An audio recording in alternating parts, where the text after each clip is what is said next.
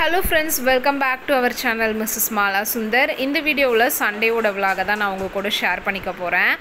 Morning breakfast ku pathina ஆட்டு ஈரல் gravy ready பண்ணிருந்தேன். அந்த ரெசிபியை உங்க கூட ஷேர் பண்ணிக்க போறேன். அது மட்டும் இல்லாம பாப்பாவோட ஸ்கூல்ல பாத்தீங்கன்னா மண்டே அன்னைக்கு ரெட் டே வந்து செலிப்ரேட் பண்றாங்க. அதனால பாப்பாவோட Dress கோட் பாத்தீங்கன்னா ரெட் கலர் போட்டுட்டு வர சொல்லிருக்காங்க. அது மட்டும் இல்லாம ரெட் கலர்ல இருக்கக்கூடிய திங்ஸ் பத்தி few lines வந்து பாப்பா பேசணும் அப்படினு சொன்னாங்க. பாப்பா பாத்தீங்கன்னா ஸ்ட்ராபெரி தான் வந்து நான் பேச போறேன் அப்படினு சொன்னா. பாப்பாவுக்கு வந்து ஒரு 3 சாய்ஸ் வந்து நான் கொடுத்தேன். Tomato, apple, strawberry. இது மூணுத்துல எது பத்தி நான் பேச போறேன்னு நான் பாப்பா கிட்டவே கேட்டேன். பாப்பா வந்து ஸ்ட்ராபெரி பத்தி தான் பேச போறேன்னு சொன்னா. சோ ஸ்ட்ராபெரியோட பிக்சரை வந்து ரெடி பண்ணிட்டு ஸ்ட்ராபெரி பத்தி நான் பாப்பாவுக்கு என்னென்ன சொல்லி கொடுத்தேன் அப்படிங்கறதை எல்லாமே இதுல இன்க்ளூட் பண்ணிருக்கேன். வாங்க வீடியோக்குள்ள போலாம். இந்த ஆட்டு ஈரல் கிரேவி பண்ணுறதுக்கு தக்காளி அவ்வளவும் தேவைப்படாது. நான் பார்த்தீங்கன்னா 2 தக்காளியை ஸ்லைஸாக கட் பண்ணி மிக்ஸி ஜாரில் சேர்த்துருக்கேன். தக்காளியை பார்த்தீங்கன்னா நல்லா பியூரி கன்சிஸ்டன்சியில் அரைச்சி தான் நம்ம கிரேவியில் சேர்க்க போகிறோம். குழம்புக்கு தேவையான வெங்காயம், பச்சை மிளகாய், கருவேப்பிலை, இஞ்சி பூண்டு பேஸ்ட் எல்லாமே ரெடி பண்ணியாச்சு.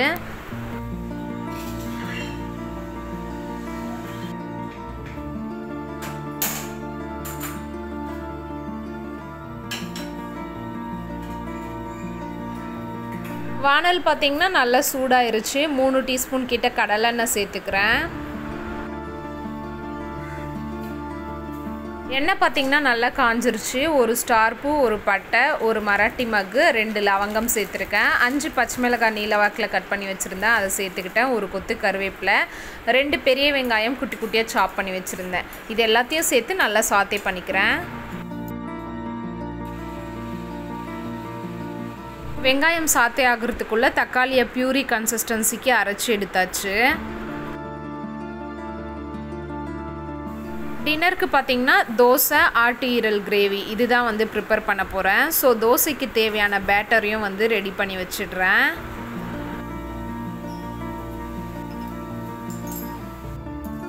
வெங்காயம் பாருங்கள் நல்லா கோல்டன் ப்ரௌன் கலரில் சாத்தே ஆயிடுச்சு. இப்போ தக்காளி பியூரியை இதில் சேர்த்து நல்லா மிக்ஸ் பண்ணிக்கிறேன்.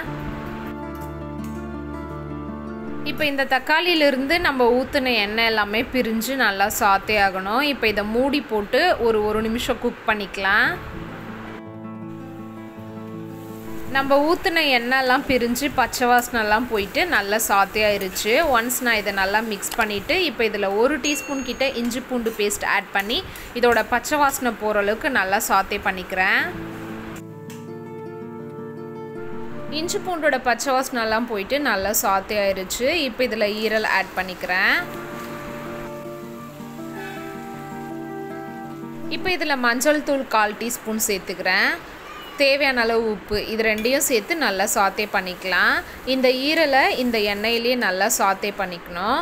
ஈரலோட கலர்லாம் மாறி நல்லா சாத்தே ஆயிடுச்சு பாருங்கள். இப்போ இதில் மசாலாஸ் ஆட் பண்ணிக்கலாம்.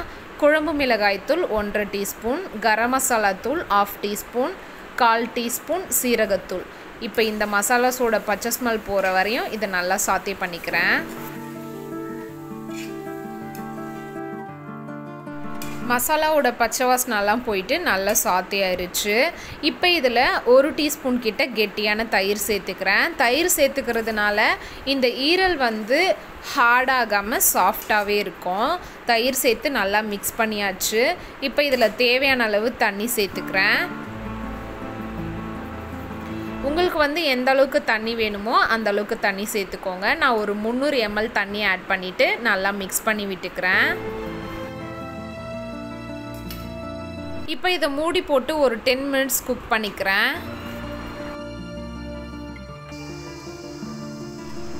ஈரல் பாருங்கள் நம்ம ஊற்றின எண்ணெய் எல்லாமே பிரிஞ்சு நல்லா திக்காக கிரேவி கன்சிஸ்டன்சிக்கு ரெடி ஆயிடுச்சு. ஒன்ஸ் நான் இதை நல்லா மிக்ஸ் பண்ணி விட்டுக்கிறேன். ஃபைனலாக இதுக்கு மேலே 1/2 டீஸ்பூன் கிட்ட சீரகம் சேர்த்து நல்லா மிக்ஸ் பண்ணிக்கிறேன். இந்த ஈரல் கிரேவியை ட்ரை பண்ணும்போது கண்டிப்பாக மறக்காமல் ஃபைனலாக 1/2 டீஸ்பூன் கிட்ட சீரகம் தூள் சேர்த்துக்கோங்க. சேர்த்து நல்லா மிக்ஸ் பண்ணிவிட்டு கொஞ்சமாக கொத்தமல்லி இலைகளை தூவிட்டு கேஸ் ஆஃப் பண்ணிவிட்டு சர்வ் பண்ணிங்கன்னா சீரகமோட அரோமா ப்ளஸ் அதோட டேஸ்ட் வந்து இந்த ஈரலில் சூப்பராக எடுத்து கொடுக்கும். இவ்வளோதான் ஃப்ரெண்ட்ஸ், சூப்பர் அண்ட் யம்மியான ஈரல் கிரேவி வந்து ரெடி ஆயிருச்சு. கண்டிப்பாக இந்த கிரேவியை உங்கள் வீட்டில் ட்ரை பண்ணி பாருங்கள். மறக்காமல் லாஸ்ட்டில் சீரகம் தூள் ஆட் பண்ணி கொத்தமல்லி இலைகளை தூவி கேஸ் ஆஃப் பண்ணிடுங்க.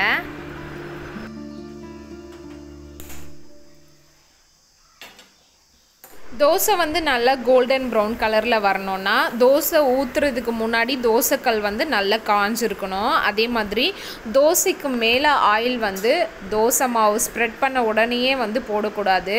கொஞ்சம் கோல்டன் ப்ரௌன் கலர் ஆன பிறகு ஆயில் ஆட் பண்ணிங்கன்னா அந்த ஆயிலோட அரோமா ப்ளஸ் தோசையில் வந்து ஆயிலோட டேஸ்ட் நல்லாவே எடுத்து கொடுக்கும். 2 சைடும் தோசையை வந்து ரோஸ்ட் பண்ணி எடுத்தாச்சு.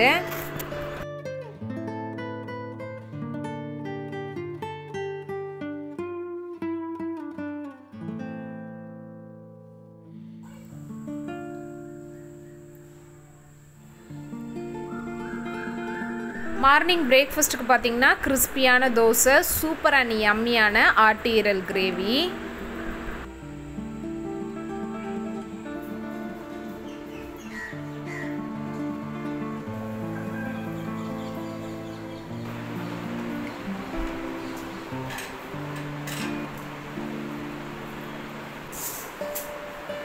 சாப்பிட்டு முடிச்சுட்டு ஒரு 10:30க்கு அப்புறம் பார்த்திங்கன்னா பாப்பாவுக்கு ஸ்ட்ராபெரி வந்து வரைகிறதுக்கு ஸ்டார்ட் பண்ணியாச்சு. சார்ட் வந்து ஓப்பன் பண்ணும்போது எனக்கு ரொம்பவும் ஷாக் ஆயிருச்சு. பிகாஸ் சார்ட்டே பார்த்திங்கன்னா பேப்பர் திக்னஸில் தான் இருக்குது. A4 ஷீட்லாம் வந்து எந்த அளவுக்கு திக்னஸில் இருக்குமோ அதே திக்னஸில் தான் இப்போ வரக்கூடிய சார்ட்டோட திக்னஸுமே இருக்குது. ஃபோனில் ஒரு ஸ்ட்ராபெரி இருக்குது பாருங்கள், அந்த ஸ்ட்ராபெரியை தான் வந்து வரைஞ்சிட்ருக்கேன். பாப்பா தான் வந்து இந்த ஸ்ட்ராபெரியை சூஸ் பண்ணால்.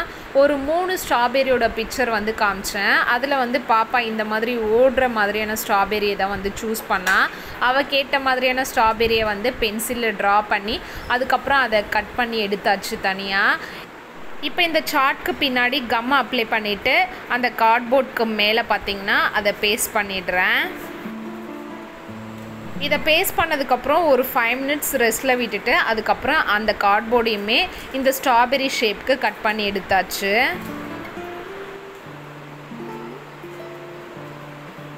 இப்போ இந்த ஸ்ட்ராபெரிக்கு அவுட்லைன் வந்து கொடுக்குறேன். அவுட்லைன் பார்த்திங்கன்னா பிளாக் கலர் பெர்மனண்ட் மார்க்கரில் வந்து கொடுக்குறேன். அவுட்லைன் ஃபுல்லாக கொடுத்து முடிச்சதுக்கப்புறம் கலர் பண்ண ஸ்டார்ட் பண்ணியாச்சு. ஸ்ட்ராபெரியோட ஃபேஸில் வந்து ரெட் கலர், அதுக்கப்புறம் ஸ்ட்ராபெரியோட ஷூஸில் ரெட் கலர் சில இடத்துல மட்டும் கொடுக்க போகிறேன்.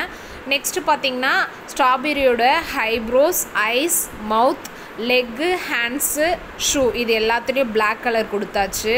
அதுக்கப்புறம் ஸ்ட்ராபெரியோட ஹேண்ட்ஸு, ஷூஸ் இதில் வந்து ஒயிட் கலர், ஸ்ட்ராபெரியோட லீஃப்க்கு வந்து க்ரீன் கலர் கொடுத்துட்டு ஃபைனலாக ஸ்ட்ராபெரியோட சீட்ஸ்க்கு அவுட்லைன் பார்த்திங்கன்னா பிளாக் கலர் ஸ்டிக் பேனில் கொடுத்துட்டு உள்ளே வந்து எல்லோ கலர் பெயிண்ட் பண்ணியாச்சு.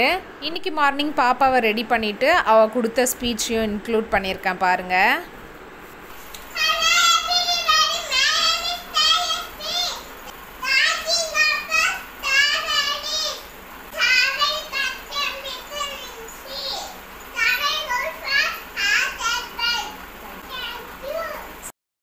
இவ்வளோதான் ஃப்ரெண்ட்ஸ், இந்த வீடியோவை இதோட நான் முடிச்சுக்கிறேன். என்னோடய வீடியோஸ் உங்களுக்கு பிடிச்சிருந்தால் மறக்காமல் என்னோடய சேனலை சப்ஸ்கிரைப் பண்ணிக்கோங்க. என்னோடய வீடியோஸை உங்கள் ஃப்ரெண்ட்ஸ் கூட ஷேர் பண்ணுங்கள், லைக் பண்ணுங்கள், கமெண்ட் பண்ணுங்கள். பாய் பாய்.